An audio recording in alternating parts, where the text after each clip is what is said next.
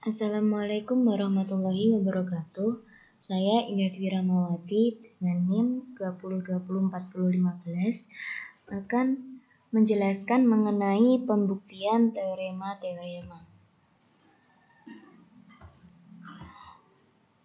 Teorema yang pertama yang akan kita buktikan yaitu teorema 6. Untuk setiap titik yang berbeda A dan B ada fungsi koordinat F garis A hingga B merupakan himpunan bilangan real sehingga fungsi A sama dengan 0 dan fungsi B lebih dari 0. Pembuktian teorema 6 yaitu dengan menggunakan postulat insiden yaitu jika terdapat dua titik yang berbeda A dan B maka terdapat tepat satu garis L dilambangkan dengan L sama dengan garis A hingga B. Nah, misalkan fungsi garis A hingga B merupakan himpunan bilangan real adalah fungsi bijektif. Nah, selama A dan B-nya ini berada pada titik L, maka A, B sama dengan fungsi A dikurangi fungsi B menurut postulat penggaris. Dengan menggunakan konsep aljabar dapat kita peroleh AB sama dengan fungsi A dikurangi fungsi B lebih dari sama dengan 0. Selanjutnya kita mengandaikan bahwa fungsi A dikurangi fungsi B sama dengan 0, maka akan diperoleh fungsi A sama dengan fungsi B. Selama fungsi F adalah fungsi bijektif, maka A sama dengan B. Nah, A sama dengan B ini terjadi kontradiksi dengan pernyataan A dan B adalah titik yang berbeda. Selanjutnya, karena garis A hingga B merupakan garis yang dimulai dari titik A menuju titik B, maka titik A ini merupakan titik asal yang bernilai 0, sehingga titik B-nya ini harus lebih besar dari titik A atau lebih besar dari 0. Jadi A sama dengan 0 dan B lebih dari 0. Teorema 6 terbukti benar. Selanjutnya yaitu teorema 12. Misalkan A, B, dan C adalah titik yang berbeda pada garis L dan misalkan fungsi L ini merupakan himpunan bilangan real adalah suatu koordinat L. Maka ACB jika dan hanya jika fungsi C di antara fungsi A dan fungsi B. Pembuktian teorema 12 yaitu kita menggunakan definisi 7, yaitu jika terdapat titik A, B, dan C pada garis yang sama itu disebut koliner.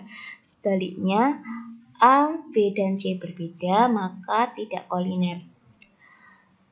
Nah, dari definisi 7 ini dapat diketahui bahwa titik A, B, dan C koliner atau berada pada garis yang sama, yaitu garis L. Kemudian berdasarkan definisi 8, misalkan A, B, dan C adalah titik yang berbeda, dan titik C ini di antara titik A dan B, dapat ditulis dengan ACB. Nah, jika A, B, dan C ini koliner, dan AC plus CB sama dengan AB, maka dapat kita ketahui bahwa ACB sama dengan fungsi A, fungsi C, fungsi B. Maka terjadilah pembuktian ke arah kanan dan kiri. Yang pertama, pembuktian ke arah kanan. Jika ACB, maka fungsi A, fungsi C, fungsi B. Nah, berdasarkan definisi 7, titik ACB ini merupakan 3 titik yang berbeda pada garis L. Artinya titik C ini selalu berada di antara titik A dan B. Sehingga fungsi C juga berada di antara fungsi A dan fungsi B selama F adalah fungsi yang sama. Pernyataan jika ACB, maka fungsi A, fungsi C, fungsi B adalah benar. Selanjutnya pembuktian ke arah kiri.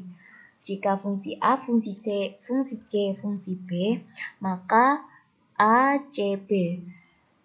Di sini dapat kita ketahui bahwa f itu adalah fungsi yang sama, maka ketika fungsi A menuju fungsi B akan melalui fungsi C, yang artinya di mana fungsi C ini merupakan selalu berada di antara fungsi A dan fungsi B, sehingga titik C juga berada di antara titik A dan titik B.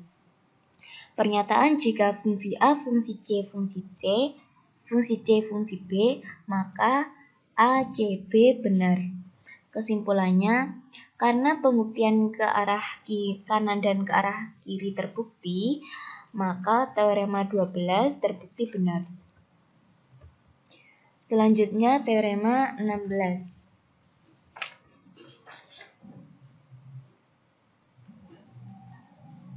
Misalkan A dan B adalah titik-titik yang berbeda, maka garis A hingga B ini mempunyai titik tengah tunggal. Pembuktian teorema 15, andaikan titik C ini merupakan titik tengah garis A hingga B, sehingga ACB akan pasti berada pada satu garis yang sama. Kemudian kita asumsikan juga titik D berada di antara titik A dan B, sehingga menyebabkan ADB yang selalu berada pada satu garis yang sama atau koliner. Nah, dari kedua asumsi di atas dapat kita ketahui bahwa ruas garis AC kongruen dengan ruas garis CB dan ruas garis AD kongruen dengan ruas garis DB. Sehingga dapat disimpulkan bahwa C sama dengan D.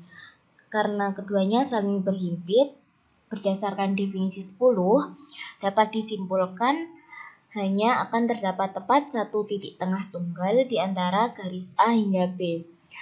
Dari pernyataan tersebut, maka teorema 16 terbukti benar. Sekian dari saya. Wassalamualaikum warahmatullahi wabarakatuh.